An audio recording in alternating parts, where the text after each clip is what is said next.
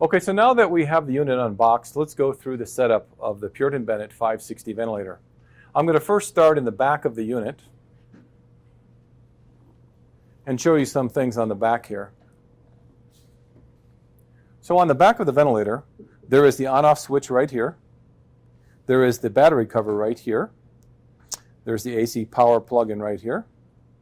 There is actually an ability to plug into an external battery.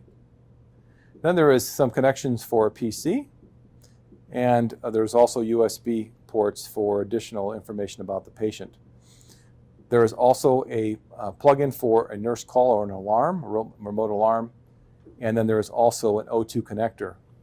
So this O2 connector basically is where you'll hook up your low flow oxygen connection. The flow should not exceed 15 liters per minute, and it's written right on the back here. And so to put that in, I'm going to depress this metal button here and then slide it in till it catches. And then your O2 tubing will connect to that. Then you also have basically the filter where the gas is pulled in to deliver to the patient. So that is basically the back of the unit. I'm going to go ahead and plug it in.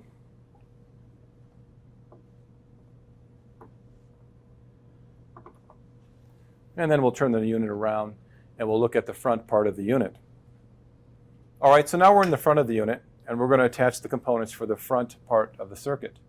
One of the components is the exhalation block. And so if you look at the bottom of the device, there is a screw right there. And you unscrew that screw and the block will actually slide out. So in between patients, you want to go ahead and replace that block. And once again, this will just slide in and you'll tighten up that screw. So that's the exhalation block right in there.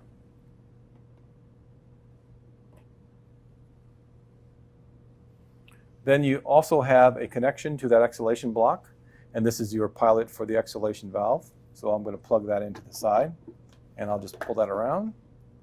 Kind of see that. And that's basically going to plug right in here. Nice and tight, like that.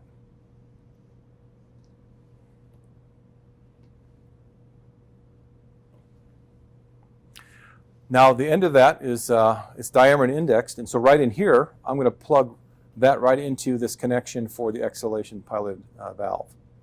Now you notice that there is another connection right below. That connection below is for the proximal pressure line. So I'm going to bring in my proximal pressure line, and I'll connect that one up right there.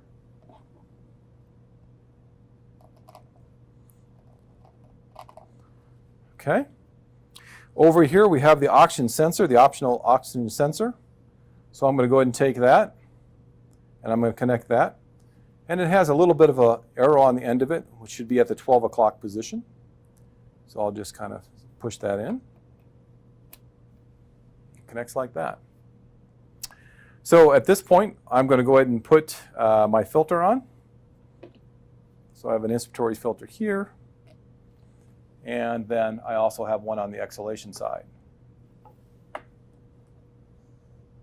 So now I have a filter on the inspiratory side. The expiratory side, I can put my O2 sensor on. All right, so now I've got most of my components all hooked up. The last thing I'm going to hook up is my circuit. So I'm just going to grab my circuit, grab the ends of my circuit here, and we'll plug in the exhalation part right over here,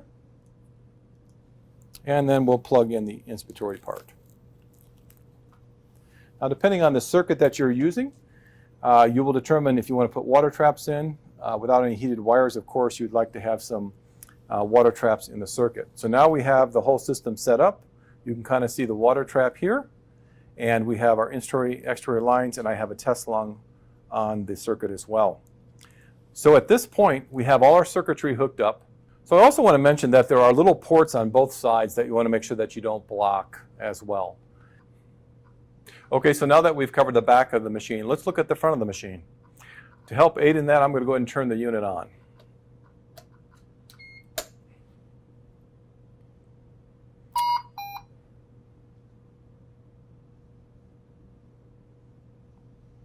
So as it powers up, you can see a couple of things. First off, you can see that we have the AC power light over on the top left-hand side here. There is also another light if you were to use an external battery, and then there's also, if you're using the internal battery, another light there. Just to demonstrate that, I'm going to go ahead and disconnect the AC power cord in the back, and you can kind of see that light up. It also initiates an alarm over here. I'm going to plug it back in. And working our way down, you can see that there's a little information icon. That basically just means to make sure you check the manual if you have any further questions. Then on the very bottom, there's a start ventilation button. Right now we're in what's called the standby mode. And so you can see over here it says press to start to ventilate. On the screen you're seeing a number of settings of what was basically left up there last time. So right now we're in volume-based assist control, and then below there is a number of parameters that you can set. On the bottom of the unit you can see 4 buttons here, and those are to help navigate this screen. So the up and down arrows basically let me move from one parameter to another, and as I want to change a parameter, I use the check mark or enter key here, and then it pops up the present value, and I simply adjust it by the up and down arrows. Once you achieved the setting that you'd like, make sure you always press the enter button here. And that's how I'll navigate through this screen. Once I'm through with this screen, at the very bottom there is a preference screen. And so there's some additional information. Once again, to enter in there, I need to press the check mark button. And then you have a number of parameters that you can adjust here as well.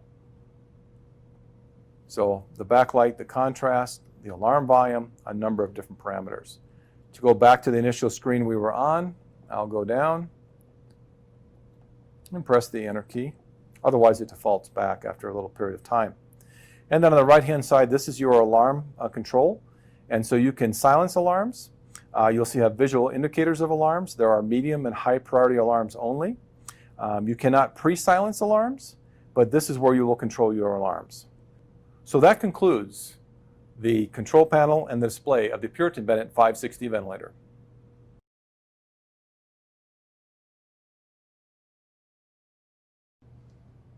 Now that we've described the dual limb setup, I want to talk about a single limb setup. There is an option with the Puritan Bennett 560 ventilator to use a single limb.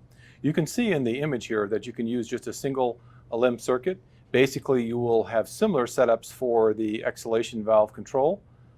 You'll also have a proximal pressure line that will connect into the circuit. You'll have a filter as well, and you can also connect the oxygen analyzer sensor. As for the exhalation side, you're just going to go ahead and cap that. We recommend that you cap the exhalation side. So there are some circuitry pieces in here that are not included, as you'll see up in the text up on the top right hand side here. So you decide if you want to have drainage vials, things like that included in your circuit. But once again, very simple setup in terms of using a single limb. And then once again, you're not coming back to the exhalation side here and using a dual limb. What you lose is one thing is the exhaled volume. And so you have to remember to turn off the exhaled volume alarm because you do not get any exhaled volume back into the machine. So that describes a single limb setup for the Puritan Bennett 560 ventilator.